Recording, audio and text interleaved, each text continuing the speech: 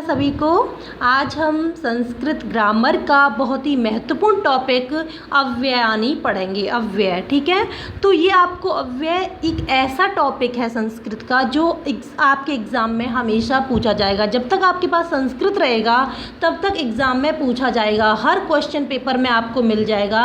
एक अव्यय पद पूछने को तो ज़रूर मिलेगा कि मतलब इसमें से एक सेंटेंस दे देंगे कि इसमें अव्यय पद कौन सा है, स्टोरी दे देंगे इसमें अव्यय पद छांट के बताइए। तो ये सब आपको देखने को मिलेगा। तो अव्यय बहुत ही महत्वपूर्ण टॉपिक है और मैं समझती हूँ कि आप इसको ध्यान से देखेंगे वीडियो को, क्योंकि ये आपके बहुत ही काम आने वाली है वीडियो। और अगर आपने ये वीडियो देख ली तो आपके जो अव्यय वाला जो भी क्वेश्चंस होते हैं उसको आप कभी गलत नहीं करके आ सकते हैं, ठीक है। तो अव्यय पद को आज हम समझेंगे।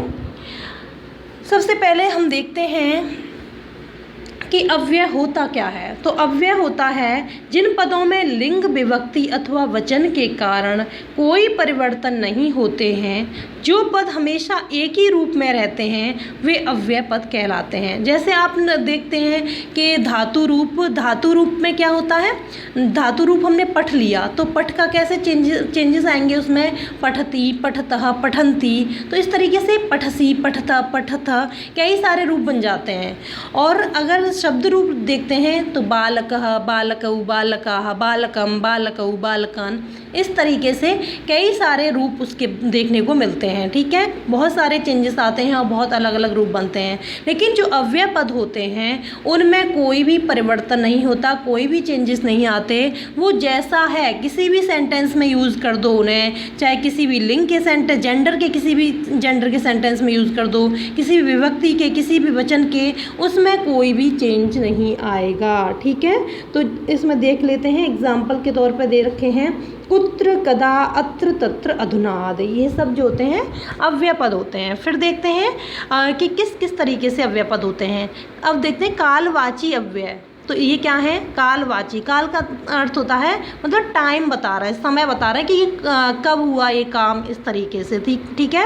तो ऐसे शब्द जिनसे किसी घटना के समय का बोध होता है, ऐसे शब्द जिनसे किसी घटना के समय का पता चलता है, उन्हें कालवाची अव्यय कहते हैं। कि ये काम कब हुआ, कब मैं जाऊँगा, तुम विद्यालय कब आओगे, तो मतलब ये सारी चीज़ें होती हैं ना, ये कालवाची अव्यय मतलब समय की अगर बात की जा रही हो कि जब किया जाएगा ये काम, कोई भी काम कि हम बता रहे हैं कि जब किया जाएगा, तो वो उसमें क्या होता है, वो अव्यय पद होते हैं। जैसे अद्य, यह, श्वः आदि। अब इसमें से देख लेते हैं जो अव्यय पद हैं उनको आप उसमें नोटबुक में, ग्रामर नोटबुक जो मैंने बनवाई थी 6th क्लास में, वो आपके पास अब भी होगी, तो उसमें आप लिख लीजिए, ठीक है। जब आप लिख लेंगे और इसको याद कर लेंगे तो आपको बहुत ही काम आएगा ये। तो देखते हैं अद्य। अद्य का अर्थ होता है आज।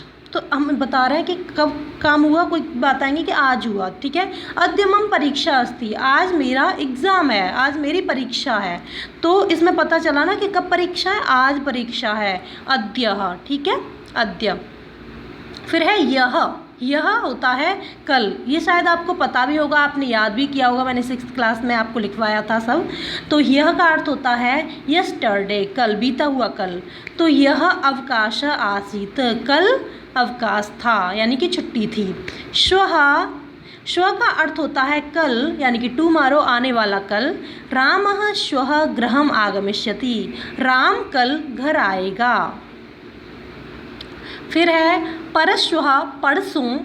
अहम परश्वः रायपुरम गमिष्यामि, मैं परसों रायपुर जाऊंगा। कदा का अर्थ होता है कब। तो तुम कदा विद्यालयम गच्छसि, तुम कब विद्यालय जाओगे।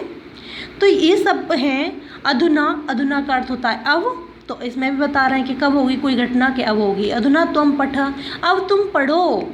इदानीम का अर्थ भी अब होता है। ये भी सारे याद, इनके शब्दार्थ भी याद करने हैं और फिर इनको अव्यय को भी याद करना है, ठीक है। तो इदानीम का अर्थ भी अब होता है, संप्रति का अर्थ भी अब होता है। ये अलग अलग एग्जाम्पल देके समझाया गया है। फिर सदा सर्वदा, सदा का अर्थ हमेशा होता है, जानते ही हैं आप। पुरा का अर्थ होता है पहले, ठीक है। और एक याद करने का तरीका एक ये भी हो सकता है कि आप उसको यूज़ किया करिए, उन शब्दों को यूज़ किया करिए। आप व्हाट्सएप पर बात करते हैं, हिंदी में टाइपिंग करिए, उन शब्दों का प्रयोग किया करिए जो संस्कृत शब्द हैं उनको उस जैसे अब कहना है तो उसमें अधुना का प्रयोग किया, इदानीम का प्रयोग किया, संप्रति का प्रयोग किया, इस तरीके से प्रयोग किया करिए। हमेशा ना कह के आपने सदा कह दिया, सर्वदा कह दिया तो आपको आपके माइंड में ये चीज़ें रहेंगी, ठीक है। फिर स्थानवाची अव्यय, ये समझ में आ गया ना। कालवाची अव्यय यानी कि समय बता रहे हैं, ये सारे अलग अलग तरीके से अलग हेडिंग डाल के कालवाची अव्यय सारे अव्यय लिख लेने हैं, इनका अर्थ लिख लेना है, एग्जाम्पल लिख लेना है, ठीक है। फिर इनका अर्थ आपको याद करना है, फिर आपको पता चल जाएगा कि ये अव्यय हैं, ठीक है। स्थानवाची अव्यय परिभाषा, जिन अव्यय शब्दों से स्थान का ज्ञान होता है उन्हें स्थानवाची अव्यय कहते हैं, जैसे अत्र, तत्र, कुत्र, ठीक है। एक तो इसका पहचान ये भी हो सकती है कि आप त्रि को देखो पहले, 99% आपका ठीक हो जाएगा। त्रि, अगर लास्ट का ये त्रि दिख रहा है और ये किसी शब्द में लास्ट में दे रखा है तो वो अव्यय पद ही होगा, ठीक है। तो देखते हैं कौन कौन से। अत्र, अत्र का अर्थ होता है यहाँ, तुम अत्र आगच्छ, तुम यहाँ आओ। तत्र का अर्थ होता है वहाँ, तत्र देवालयः अस्ति। कुत्र का अर्थ होता है कहाँ, भवान कुत्र गच्छति, तुम कहाँ जाते हो या जा रहे हो। सर्वत्र सब जगह, सर्वत्र आनंद भवतु, सब जगह आनंद हो। यत्र तत्र जहाँ वहाँ, यत्र पुस्तकालय तत्र पाठका, जहाँ लाइब्रेरी है वहाँ पढ़ने वाले हैं। कुतः कहाँ से, कमलई बिना सरोवर से शोभा कुतः, कमल में बिना सरोवर के शोभा कहाँ से। इतः यहाँ से, तुम इतः कुत्र गमिष्यसि, तुम यहाँ से कहाँ जा रहे हो, ठीक है, कहाँ जाओगे।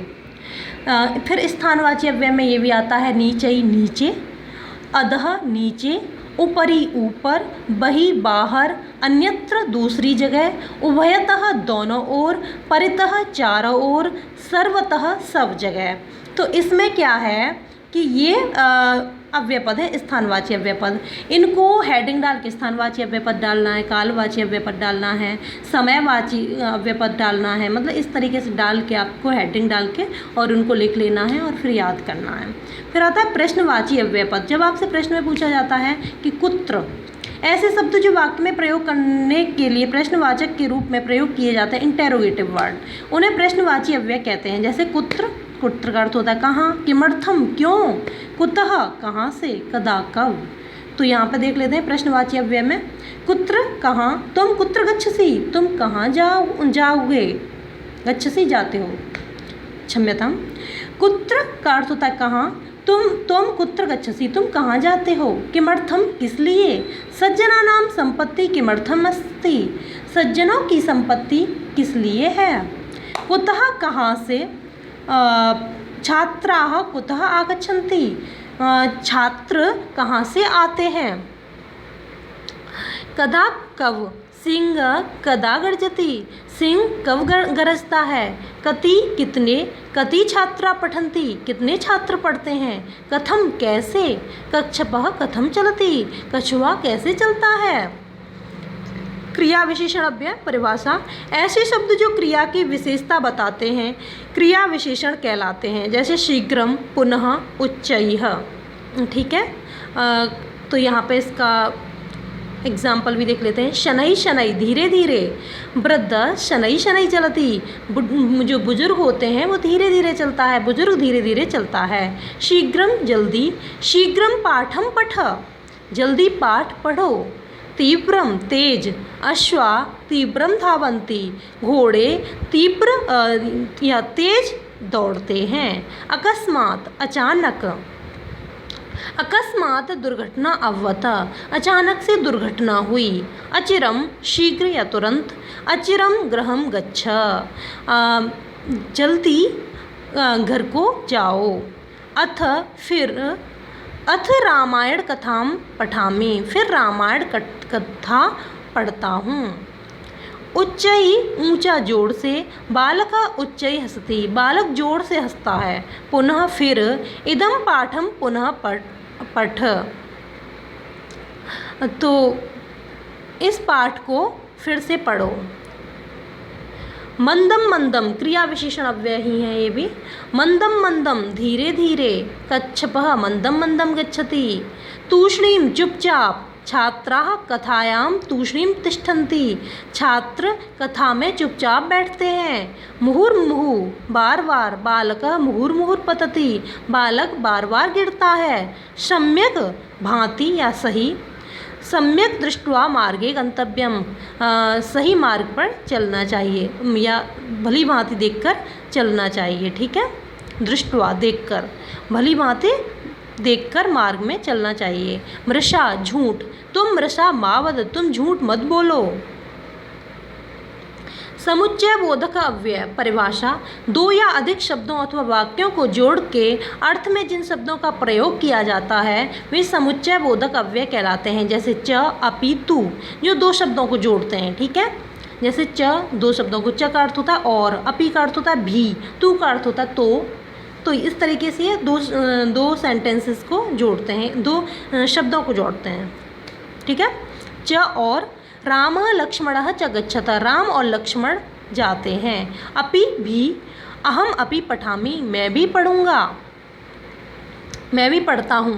तू तो, सह तु उच्चैः हसति, वह तो जोर से हंसता है। प्रत्युत, बल्कि, परागः न तु खेलने, प्रत्युत पठने अपि सक्षम, पराग खेलने में ही सक्षम नहीं है बल्कि पढ़ने में भी सक्षम है, पढ़ने में भी अच्छा है वो।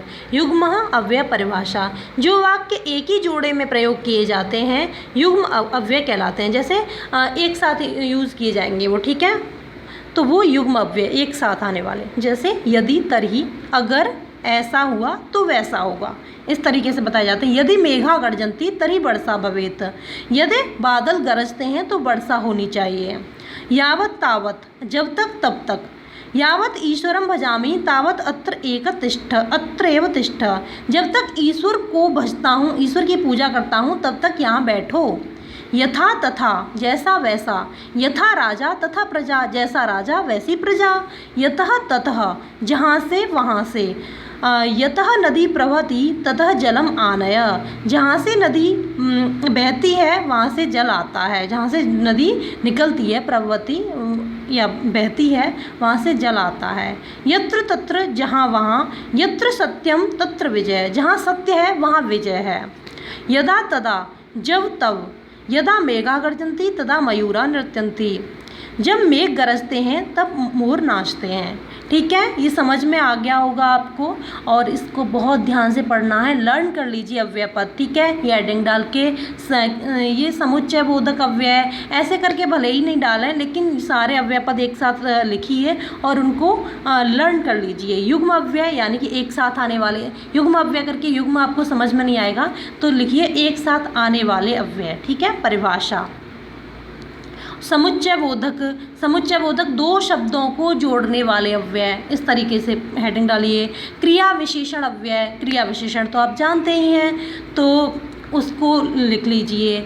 हेडिंग डाल के लिखेंगे थोड़ा पार्ट में डिवाइड करके कि ये इस तरीके के अव्यय हैं, ये इस तरीके के अव्यय हैं, तो आपको जल्दी से लर्न हो जाएगा और आपके एग्ज़ाम में ज़रूर पूछा जाता है। बहुत ही इम्पोर्टेंट है ये, तो इसको आपको लर्न करना है। और मैं इसमें आपको टेस्ट लूँगी संडे, आप 2 दिन हैं, आप 2 दिन में याद कर सकते हैं, नहीं 3 दिन करते हैं इसके लिए, ठीक है।